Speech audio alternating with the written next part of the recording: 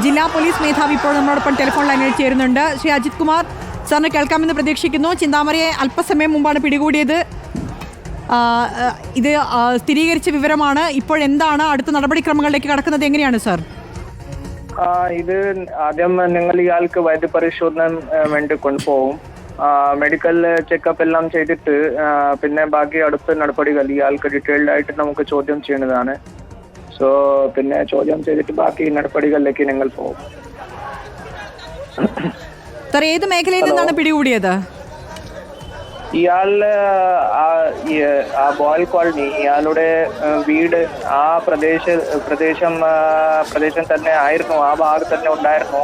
നമ്മൾ രാവിലെ മുതൽ ചർച്ച നടക്കൊണ്ടിരിക്കുകയാണ്. സോ ഈവനിങ് സമയത്ത് നമ്മളെ പോലീസ് പാർട്ടിയാണ് പിടിച്ചത്. അതേ മേഖലയിൽ തന്നെ അവിടെ തന്നെയാണ് പിടിച്ചത്.